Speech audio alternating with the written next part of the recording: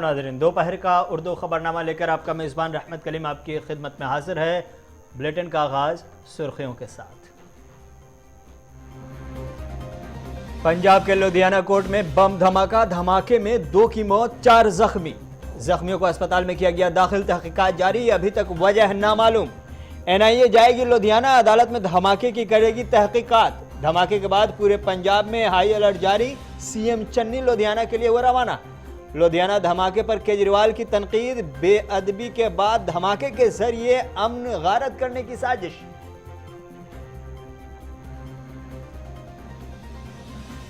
हदबंदी commission की तजवीज पर फारूक अब्दुल्ला का बड़ा बयान, कहा कश्मीर के साथ हुई है नाइंसाफी। दिल्ली से जम्मू कश्मीर को कंट्रोल करना चाहती है बीजेपी, इलेक्शन का नहीं करेंगे बाइकाट।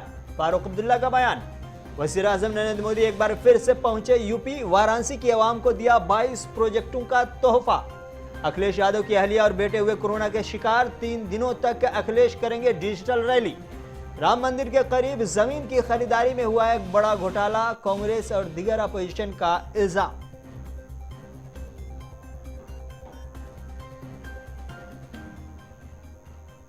सुर्खियों के बाद खबरें तफसीलात के साथ। पहली खबर लुधियाना से। पंजाब के लुधियाना में अदालत के अंदर आज बम धमाके की खबर मिली। ब्लास्ट की वजह से 2 लोगों की जान चली गई है, 4 लोग जख्मी हैं जिन्हें अस्पताल में दाखिल किया गया है।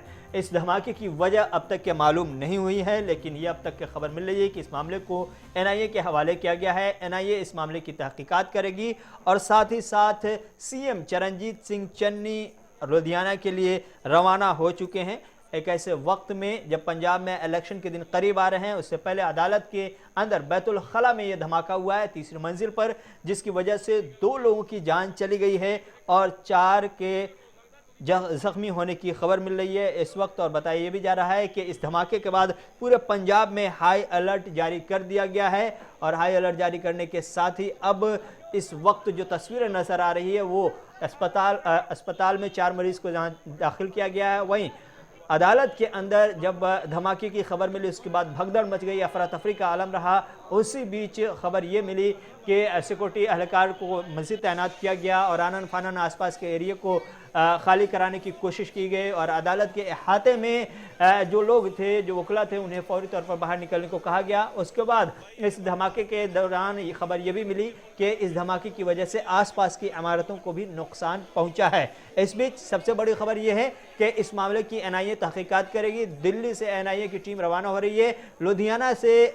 लुधियाना के लिए CM चरणजीत सिंह चन्नी रवाना हो चुके हैं, वो पहुंचेंगे, लेकिन अभी तक के धमाके की वजह मालूम नहीं हो सकी है। मकामी लोग जो उस वक्त अदालत के अंदर थे, ऐनी शाहिदीन क्या कुछ कह रहे हैं, उन्होंने क्या देखा है, क्या सुना है, एक बार उनको सुन लीजिए।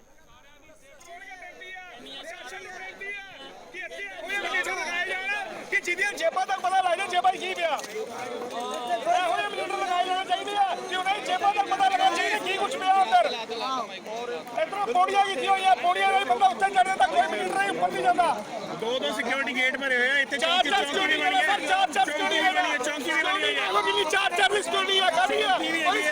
चौकी भी है, 2 गेट लगे हैं, मशीनें लगी हैं। कितने बंदे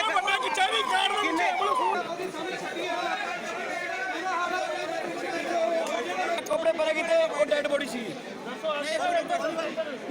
देखा, कोई बंदा तो नहीं मर गया, कोई वर्कर तो नहीं मर गया, कोई इंप्लॉय नहीं मर गया। और मैं देखा एक जिथे ब्लास्ट होया अपनिया सारिया दीवार गिरिया, छत बंदे कहते कपड़े मैं कपड़े नहीं, मैं जो कपड़े उतारे फिर डेड बॉडी पई आ।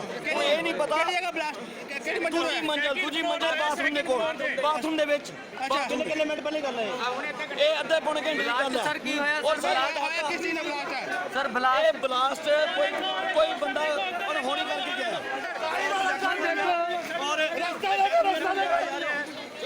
देख सकते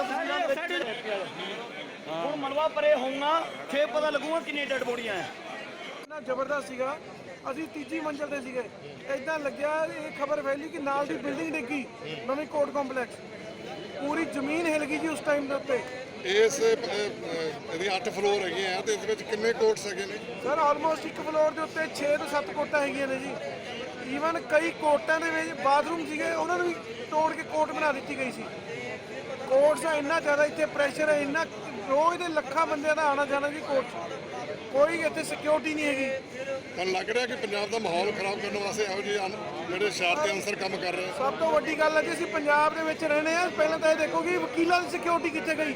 ਅਸੀਂ ਲੋਕਾਂ ਨੂੰ ਇਨਸਾਫ ਦਿਵਾਉਂਦੇ, ਜੇ ਅਸੀਂ ਉਹ 'ਚ ਸ਼ਿਕਾਰ ਹੋਏ ਹੁੰਦੇ ਤੇ ਕਿਹੜਾ ਪ੍ਰਸ਼ਾਸਨ ਸਾਨੂੰ ਸਾਡੇ ਪਰਿਵਾਰ ਨੂੰ ਕੌਣ ਇਨਸਾਫ ਦਿਵਾਉਂਦਾ? ਕੋਈ ਵਕੀਲ ਤਾਂ ਨਹੀਂ ਇੰਜਰਡ ਹੋਇਆ ਇਸ ਸਰ ਘਟਨਾ 'ਚ? ਕਈ ਵਕੀਲਾਂ ਨੇ ਕੋਈ ਸੱਟਾਂ ਲੱਗੀਆਂ ਨੇ, ਬਟ ਹਜੇ ਇਹਦੇ ਬਾਰੇ ਪ੍ਰੋਪਰ ਇਨਫੋਰਮੇਸ਼ਨ ਨਹੀਂ ਆਈ। ਜਿਹਦੀ ਡੈਥ ਹੋਈ ਉਹ ਪਤਾ ਲੱਗਿਆ ਕੌਣ ਹੈ? ਨਹੀਂ ਸਰ, ਹਜੇ ਅਸੀਂ ਨੀਚੇ ਖੜੇ ਆ, ਹਜੇ ਦੇਖਦੇ ਆ ਜੋ ਵੀ ਇਨਫੋਰमेशन अगली आती है जरूर दसांगे। नेशनल कॉन्फ्रेंस के रहनुमा और रुकने पार्लियामेंट डॉक्टर फारूक अब्दुल्ला ने आज एक इंटरव्यू के दौरान कहा कि हदबंदी कमीशन की तजावीज़ जो आई हैं उसमें सीधे तौर पर कश्मीर के साथ नाइंसाफ़ी की गई है। आबादी के तनासुब से अगर सीटें तकसीम की जानी थी, सीटें बढ़ानी थी, तो फिर इसमें कश्मीर का कुछ और हक़ होना चाहिए था। सिर्फ एक सीट कश्मीर के हक़ में आना किसी भी तरह से इंसाफ के दायरे को या इंसाफ के तकाज़े को पूरा नहीं करता। उन्होंने ये भी कहा कि इलेक्शन का बायकाट हम नहीं करेंगे, क्योंकि इलेक्शन बायकाट किसी भी मसले का हल नहीं है, लेकिन ये है कि हम लीगली कानून के दायरे में रह के हम अपने तमाम हुकूक को लेने की कोशिश करेंगे। और हुक्मरान जमात की मुसलसल ये कोशिश है कि वो दिल्ली से मुस्तकिल जम्मू कश्मीर को कंट्रोल करें। Nation is going to have delimitation done in 2016, 2026. We could do it when I was the Chief Minister. At that time, we moved a proposal that when the nation is going through, at that time, we will not do it now, we'll do it with the nation. I can't understand what was the hurry of BJP to get this done. Now it's clear. You see the population. You yourself said 2011 census shows Kashmir has more population. And basically, it was on population basis that seats are organized, increased, but here, the commission, on the other hand, has completely ignored Kashmir and added seats in Jammu, fulfilling the dreams of BJP that they will win these seats. You see, if they take the population as the thing, then Kashmir should get also more seats. So why is it that they're given only one seat, and that also in Kupwara region? We've already made it clear. Umar has made it very clear also. And yesterday in the meeting we held with all us who are in Gupkar Declaration, People's Alliance of Declaration, has also put this forward, that we do not agree with this. And that's why we are going to have a silent protest on the 1st of Union Home Minister, when he abrogated Article 370, he said the Article 370 is responsible for all these things that have been happening in Kashmir. I want to ask him, today we are not in power. They are in power. Have they restored normalcy in Kashmir? Have jobs increased in Kashmir? Have people become more Indians than before? Have the violence gone down? I'm not sure what BJP wants to do. But we all have a fear that BJP will try to do statehood afterwards and keep us like Delhi, Goa, so the control will remain not with the people or the People's Party or the Chief Minister, but the control will remain with the governor. That we object to. Cannot boycott. Boycott is not our way of our life anymore. So we have to fight them at every single inch that we have got. We'll fight them legally. We'll fight them by the people. We don't use guns and stones.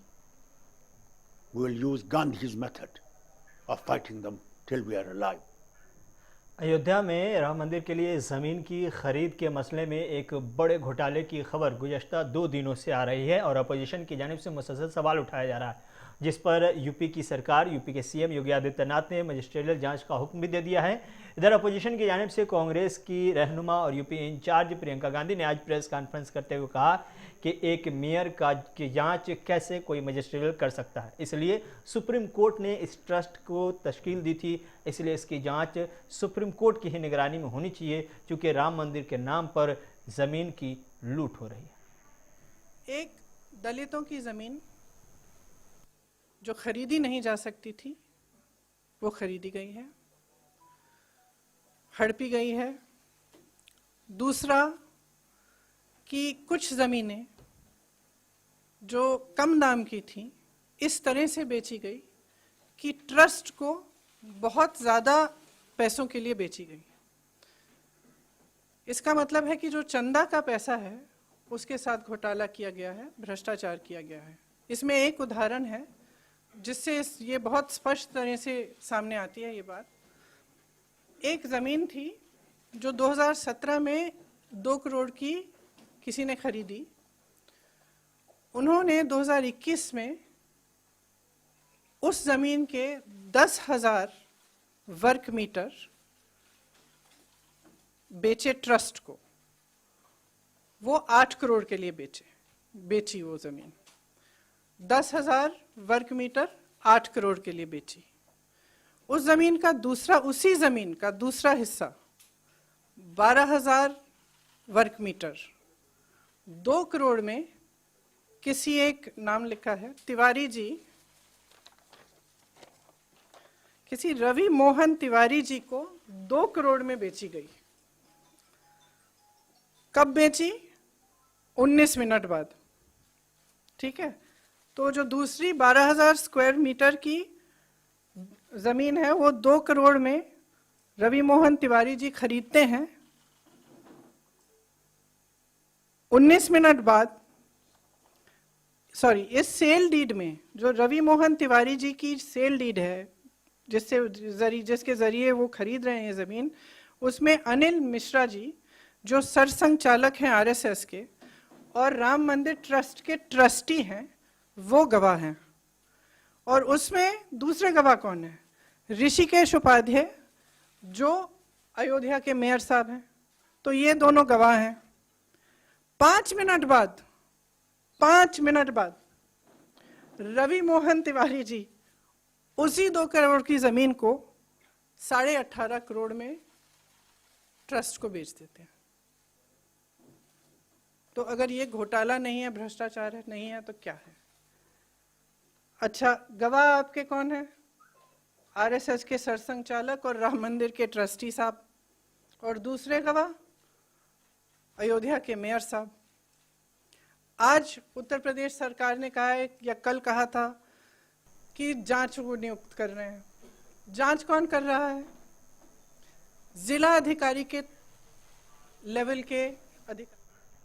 वहीं राम मंदिर की ज़मीन के खरीद के मामले पर एक बार फिर से संजय रावत ने बयान देते हुए ईडी इनकम टैक्स को सीधे तौर पर ललकारा है और कहा है कि आपको चाहिए कि ऑफिस अयोध्या में खोल लीजिए, क्योंकि वहाँ घोटाले हो रहे हैं और वहाँ आपकी ज़्यादा ज़रूरत है। मंदिर परिसर में अयोध्या निर्णय के बाद किसने किसने ज़मीन की खरीदी की है, कितने पैसे में की है, कितने में बेची है, ये लोग कौन है? ये पूरे भाजपा परिवार के लोग हैं। चाहे ब्यूरोक्रेट्स हो, चाहे भाजपा के नेता हो, चाहे एमएलए हो, चाहे वहाँ के मेयर हो। देखिए, मंदिर के लिए लड़ने वाले हम लोग थे, लोग शहीद हो गए। पूरी सरयू जो नदी है वो करसेवकों के खून से लाल हो गई थी। हमने देखा है, हम वहाँ थे उस वक्त, हमने देखा है। और अब ये मलाई खाने के लिए राम मंदिर के नाम पर ये लोग आए हैं। महाराष्ट्र में भाजपा के जो नेता है और देश में भी विपक्ष के बारे में बहुत बोलते हैं, उनको ईडी, मनी लॉन्ड्रिंग, सीबीआई का नाम लेकर धमकाते हैं। हाँ, सरकार गिराने की कोशिश करते हैं। मेरा उनसे आह्वान है, ईडी सीबीआई से, अब जाइए अपना एक दफ्तर अयोध्या में खोलिए और काम करिए। कहाँ से पैसा आया अयोध्या में, किसका पैसा है? हाँ, ये मनी लॉन्ड्रिंग का है या और किसी देश से विदेश से आया है? एक बार देख लीजिए। महाराष्ट्र में, मुंबई में भी जो लोग हैं जो महाविकास आघाड़ी के नेताओं के पीछे पड़े हैं, बदनामी कर रहे हैं, उनको भी मेरा आह्वान है, आप जाइए। आप स्पेशलिस्ट है ना इस मामले में, जाकर बैठे अयोध्या में और आपके जो रिश्तेदार है वहाँ बीजेपी के, हाँ, उनके भी जो व्यवहार है उस बारे में देश को बताइए। पार्लियामेंट का सरमाई इजलास ख़त्म हो चुका है और इस इजलास में काम कम हंगामा ज़्यादा हुआ। ख़ास तौर से राज्यसभा में हंगामा ज़्यादा हुआ। पहले दिन से ही हंगामा देखने को मिला। यही वजह है कि राज्यसभा के चेयरमैन एम वेंकैया नायडू ने इस पर नाराज़गी जाहिर की है और कहा है कि अवाम ने जिन नुमाइंदों को चुन करके पार्लियामेंट भेजा है वो पार्लियामेंट का मजाक उड़ा रहा है। Should not only develop a scientific temper, I feel now we must also again inculcate legislative temper in our politicians. This is the need of our, as I am presiding over the upper house, so-called upper house, and I see what is happening. So Vijay Raghavanji, you must all come out with some scientific invention to help our politicians to come with legislative temper. The purpose of legislature is to legislate. Discuss, debate and decide, not disrupt. This should be guide principle for any. On one side, we are making progress. On the other side, some of our elected representatives are making mockery of the institution. This has to be corrected at the earliest. And this has to be done by the political leaders and also the opinion creators. People who perform better, they should be appreciated, reported, supported, appreciated. And people who damn the system, they need to be damned. This is very अब आपको सीधे लिए चलते हैं वाराणसी, जहां वज़ीर आज़म नरेंद्र मोदी इस वक्त अवाम से खिताब कर रहे हैं। 22 प्रोजेक्टों के इफ्तिताह के बाद वज़ीर आज़म का खिताब इस वक्त आपकी स्क्रीन पर। भगिनी लोगन के भी प्रणाम। आज वाराणसी और आसपास का ये पूरा क्षेत्र एक बार फिर से पूरे देश, पूरे उत्तर प्रदेश के गांवों, किसानों, पशुपालकों के लिए बहुत बड़े कार्यक्रम का साक्षी बना है। आज का दिन इतिहास भी विशेष है और इसलिए भी विशेष है क्योंकि आज देश के पूर्व प्रधानमंत्री चौधरी चरण सिंह जी की जन्म जयंती है। मैं उन्हें आदरपूर्वक श्रद्धांजलि देता हूं। उनकी स्मृति में देश किसान दिवस मना रहा है। साथियों, हमारे यहां गाय की बात करना, गोबर धन की बात करना, कुछ लोगों ने ऐसे हालात पैदा कर दिए हैं जैसे कोई गुनाह कर रहे हैं, गुनाह बना दिया है। गाय कुछ लोगों के लिए गुनाह हो सकती है, हमारे लिए गाय माता है, पूजनीय है। गाय भैंस का मजाक उड़ाने वाले लोग ये भूल जाते हैं कि देश के 8 करोड़ परिवारों की आजीविका ऐसे ही पशुधन से चलती है। इन्हीं परिवारों की मेहनत से आज भारत हर साल लगभग 8.5 लाख करोड़ रुपए का दूध उत्पादन करता है। और ये राशि जितना भारत में गेहूं और चावल का उत्पादन होता है, उसकी कीमत से भी कहीं ज्यादा ये दूध उत्पादन की कीमत है। इसलिए भारत के डेयरी सेक्टर को मजबूत करना आज हमारी सरकार की सर्वोच्च प्राथमिकताओं में से एक है।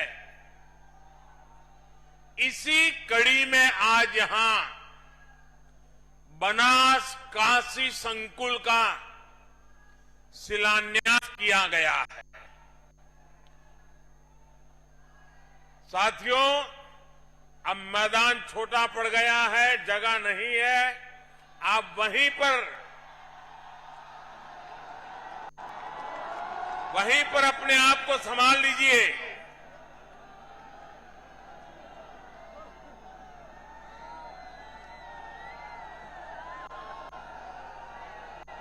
बनास डेयरी से जुड़े लाखों किसानों के खाते में करोड़ों रुपए ट्रांसफर किए गए हैं। रामनगर के दूध प्लांट को चलाने के लिए बायोगैस आधारित पावर प्लांट का भी शिलान्यास हुआ है। एक और महत्वपूर्ण बात हुई है जिसका सकारात्मक प्रभाव पूरे देश के डेयरी सेक्टर पर पड़ेगा। आज यहां दूध की शुद्धता के प्रमाण के लिए देश भर में एकीकृत व्यवस्था और उसका लोगो भी जारी हुआ है।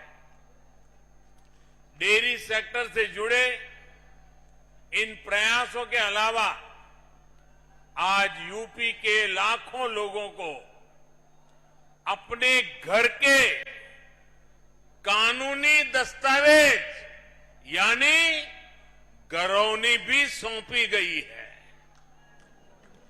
वाराणसी को और सुंदर, सुगम और सुविधा संपन्न बनाने के वाली 1500 करोड़ रुपए से अधिक की परियोजनाओं का लोकार्पण और शिलान्यास भी हुआ है। इन सभी विकास परियोजनाओं के लिए आप सभी को बधाई, यूपी और देश भर के गोपालकों को विशेष बधाई। साथियों, एक जमाना था जब हमारे गांवों के घर आंगन में मवेशियों के झुंड ही संपन्नता की पहचान थे। और हमारे यहां तो कहा भी जाता था, हर कोई इसे पशुधन कहता है। किसके दरवाजे पर कितने खूंटे हैं, इसको लेकर स्पर्धा रहती थी। हमारे शास्त्रों में भी कामना की गई है, गावों में सर्वतः चैव गवाम मध्ये वसाम्यहम्, यानी गायें मेरे चारों ओर रहे और मैं गायों के बीच निवास करूं। ये सेक्टर हमारे यहां रोजगार का भी हमेशा से बहुत बड़ा माध्यम रहा है, लेकिन बहुत लंबे समय तक इस सेक्टर को जो समर्थन मिलना चाहिए था। वज़ीर-ए-आज़म नरेंद्र मोदी वाराणसी में इस वक्त खिताब कर रहे हैं। कई प्रोजेक्टों का इफ्तिताह किया है, खासतौर से डेयरी शोबे को बेहतर करने के लिए कई प्रोजेक्ट आज वाराणसी में वज़ीर-ए-आज़म ने इफ्तिताह किया उसका। इसी के साथ दोपहर का उर्दू खबरनामा यहीं पर ख़त्म हुआ चाहता है। अपने मेज़बान रहमत करीम को इजाज़त दीजिए। खुदा हाफ़िज़।